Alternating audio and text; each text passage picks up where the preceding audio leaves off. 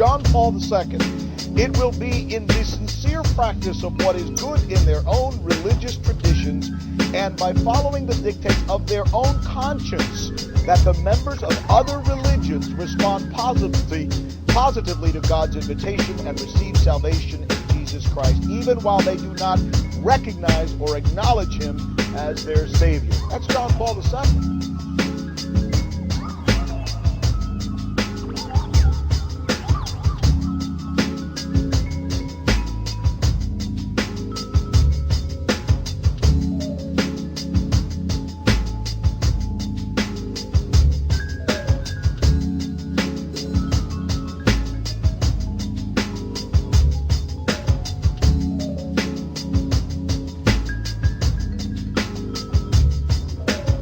Here's Billy Graham. Billy Graham, one of the most respected reverends and theologians in this country, says, and I quote, "I used to believe that pagans in far-off countries were lost, were going to hell. I no longer believe that. I believe that there are other ways of recognizing the existence of God."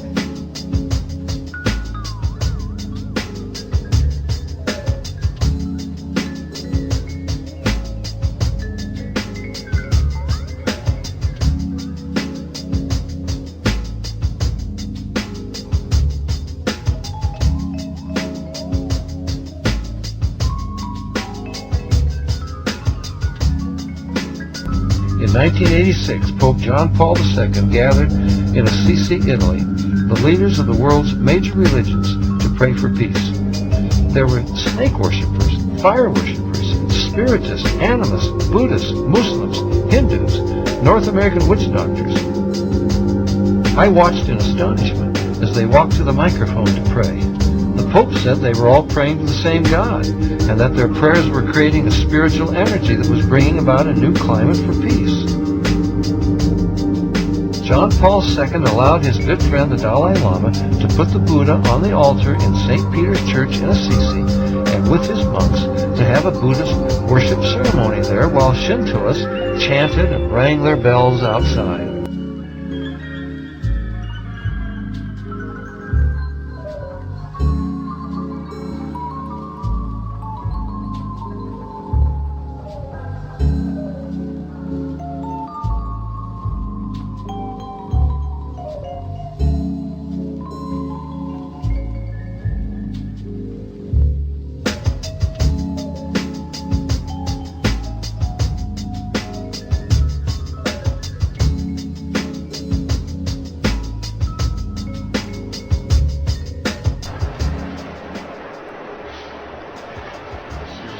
May I present Archbishop Kayan Barsamian, Primate of the Eastern Diocese of the Armenian Church in America.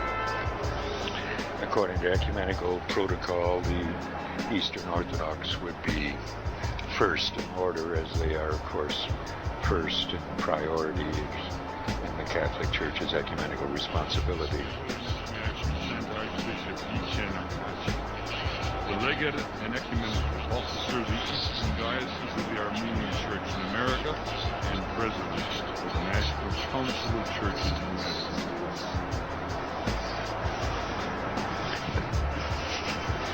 Holiness, may I present Reverend Dr. Donald McCoy, representing the presiding Bishop Mark Hansen of the Evangelical Lutheran Church in America.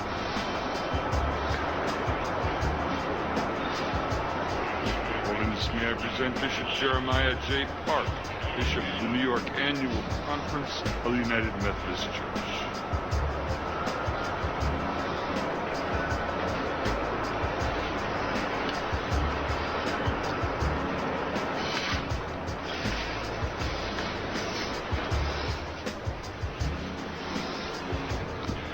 Your Holiness, may I present Reverend Wesley Granberg Michelson, the General Secretary of the Reformed Church in America.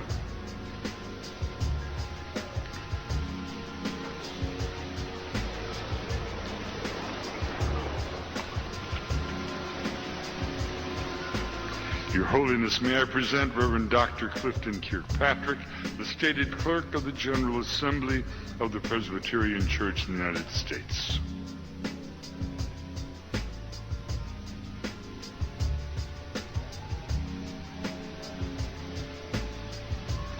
Your Holiness, may I present Reverend Dr. William J. Shaw, President of the National Baptist Convention, United States.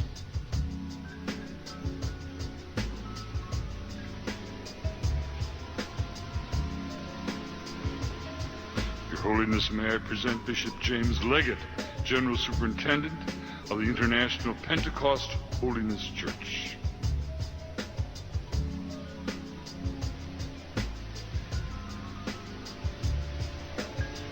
Your Holiness, may I present Dr. Leith Anderson, President of the National Association of Evangelicals.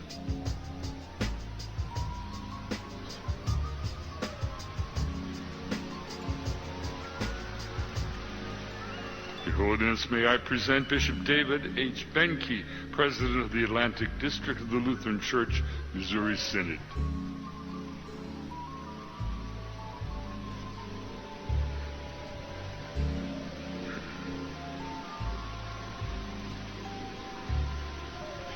Your Holiness, may I present Reverend Dr. A.R. Bernard Sr., President of the Council of Churches of the City of New York.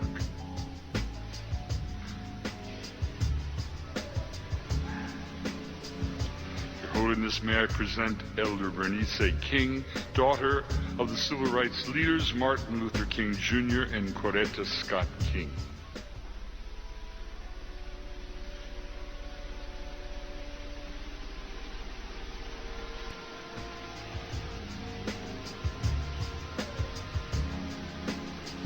Your Holiness, may I present Reverend Jimmy Songji Lim, Executive Director of the Council of Churches of the City of New York.